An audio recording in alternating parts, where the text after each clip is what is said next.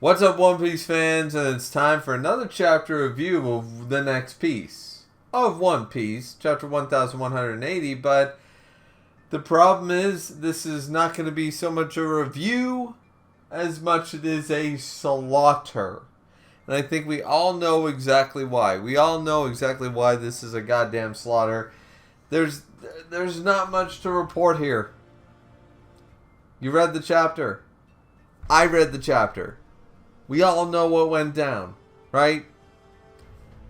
Emu showed up.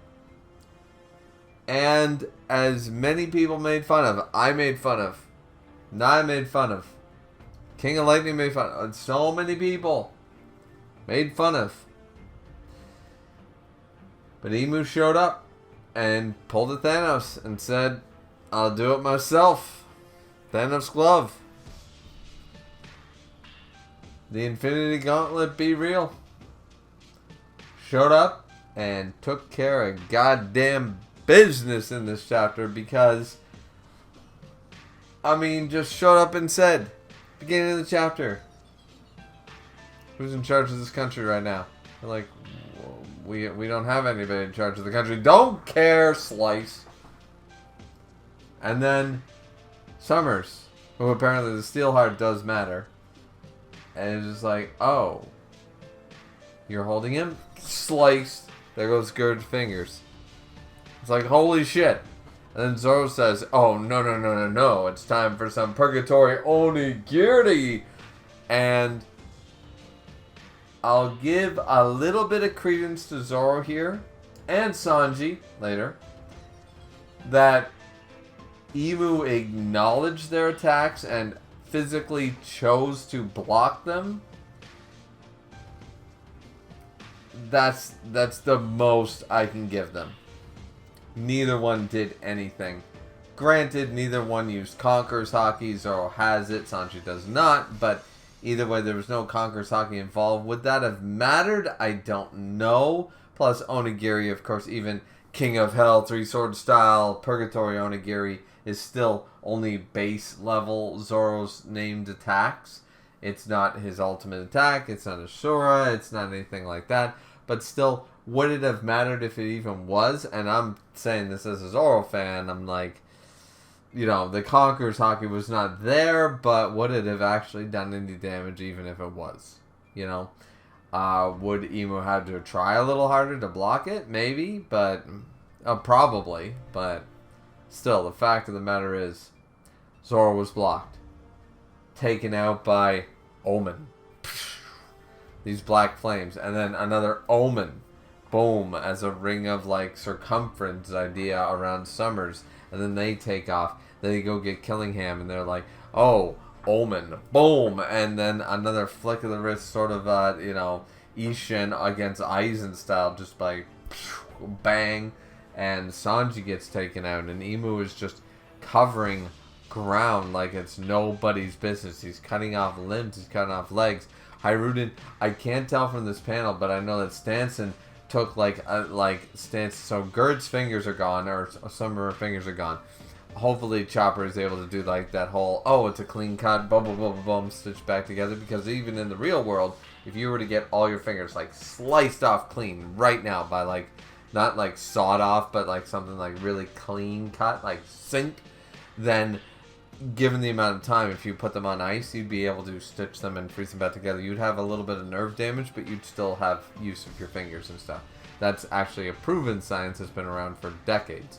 So, the fact is with Chopper, and this is One Piece and stuff, I'm sure that he can figure out, how to put Stance's leg back and Gurd's fingers and stuff like that. But Hiruden took a major slash, and I still can't tell if, this entire section of him was cut off, his arm from his shoulder, his arm, and part of his torso is just gone. I have no idea from that panel. It's very difficult with the explosion-esque element of it all. I have no bloody idea. I'm not gonna lie. This chapter goes kind of crazy in that regard. And Emu just shows up and starts taking care of business. So, you gotta respect the game. As far as that goes, you have to respect the game. Because Emu showed up and said, fuck it. My knights aren't getting it done. I'm going to go get it done. And then showed up and started to get shit done. I mean, you got to respect the working boss. You know? The working boss is definitely more respectable than the one that sits up in their ivory tower. You know what I mean? So, alright. Let's play, Emu. Let's see what you got. Because now, Zoro might have used his lowest level named attack and got fuck you. Sanji might have also went in and said, nah, fuck you. And Gabon even says, never even felt this level of hockey on God Valley. Now, granted, they all felt Emu's hockey on God Valley, but that was not a materialized form. Meaning that the materialized form definitely, I mean, obviously, I think we all knew this, but matters a lot more than what has been dubbed the hot dog form. You know? So, yeah, even Gabon's like, shit. We're in some shit right now. And then Loki, end of chapter, shows up and goes, I am here. Bring it the fuck on, baby. And where Luffy is, I have no idea, because we saw midway through the chapter that Loki and Luffy were like, chowing down, like trying to get as much of their strength back as possible, sort of idea. And Luffy was complaining. He's like, it's frozen. I don't care. Fucking eat it, and because Loki knows that some shit's going down.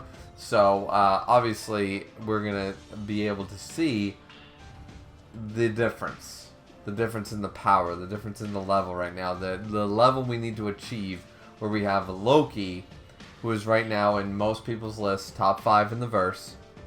And Luffy, with the Nika fruit, is probably going to show up, in the next 2 to 3 chapters. And he's also going to start to strut his stuff up against Emu, fully materialized in the mortal plane.